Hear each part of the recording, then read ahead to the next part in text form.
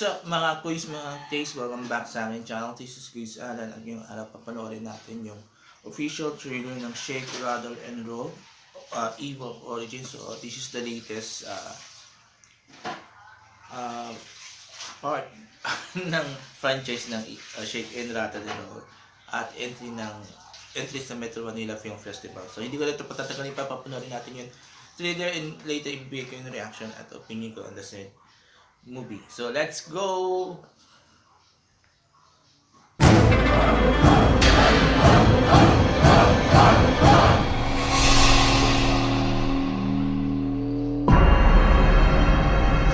Hanggat magkakasama tayo, kakayanin natin.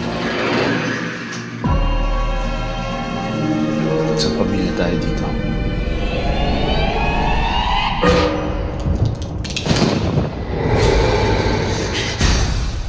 Panalangin, penitensya. Ito ang inyong sandata. Labanan niyo ang kasalanan. Talikod ng mga anino. Bumubulong. Que estás escondiendo? Kamusta mga halimaw? October 31, 2025. Philippines. Ang alam mo tungkol na.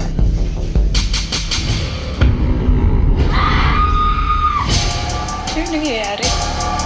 Bakit nila tayo gusto patayin lahat? Nakapasok na ang Diablo!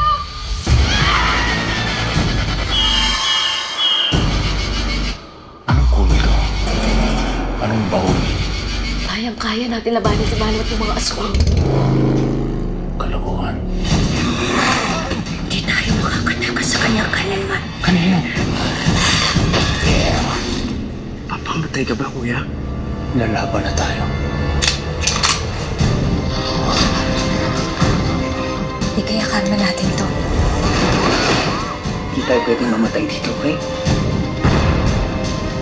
Kailangan mahanap ko siya. Kailangan malaman ko kung ano nangyari sa kanya.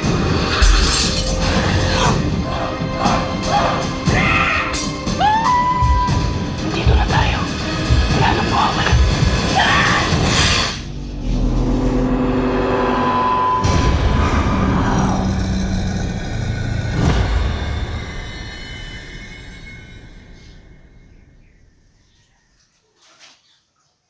Okay, tayo ko napanood natin yung official trailer ng Shake, Rattle, and Roll Evil Origin, and masasabi ko, technically, laki lang yun yung brew. Maganda yung when it comes to mga cinematography, color, tapos shots, camera shots.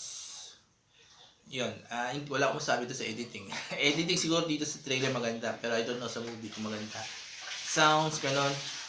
So yun, ang maganda nakita natin sa movie. But when it comes to story, hindi na siya origin. As in, nakita na natin lahat yung story niya sa in the past. So, basing on what I saw, hindi ko masabi na talagang horror tong Shake, Rattle, and Evil Origins. It's more of an action thriller, diba? So more on like that. Especially yung sa part ni Richard Gutierrez, action, para siyang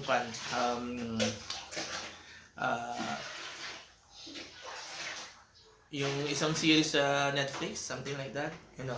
Tapos yung second, para siyang yung An American Werewolf, something like that. And the first one, yun, medyo masasabi natin it's still an adventure pa rin yun, horror adventure, pero not totally na horror talaga. So yun, acting wise, hindi natin masabi, good, pero I cannot say na bad mga acting nila. So yun lang. So yun ang masasabi ko. So wala namang bago talaga sa Shake and Rattle and Roll. Mostly mga story naman niya is mga recycled, and yan lang, iniba lang yung mga characters, yung mga actors, yung mga settings, but the storyline is the same, di ba? So, actually wala akong namang expectation mataas with that, especially pang ilan na to ng Shake and Rattle and Roll. Actually, The Shake, Rattle, and Roll lang na napanood ko is the first one, yung original. Then the rest hindi ko na pinanood kasi it's... napanood ko rin yung second and yun to nang start ako na medyo hindi nagustuhan kasi ang pangit ng story. So until sa ito. So hindi na ako nanonood ng Shake and Rattle and Roll. So I'm not expecting anything new. I'm not expecting something na talagang great dito sa mga ganitong klaseng franchise ng Regal. So yun. So yun ang masasabi ko. Walang bago, walang maganda. And more on the technical side lang siya maganda. But the rest, wala. So, yun. Kayo mga quiz, mga artists, na gusto nyo pa yung official trailer ng Shake, Rattle, and Roll, mag-comment kayo dito sa baba. At ano masasabi nyo sa binigay kong reaction at opinion ko on the trailer? Mag-comment kayo dito sa baba. And I will try to read and interact with you guys regarding this trailer. And bukas na yung showing ng Shake, Rattle, and Roll at the movies na movie entries dito sa Metro Manila Film Festival 2025. So there you go, maraming salamat, have a nice day, and bye-bye.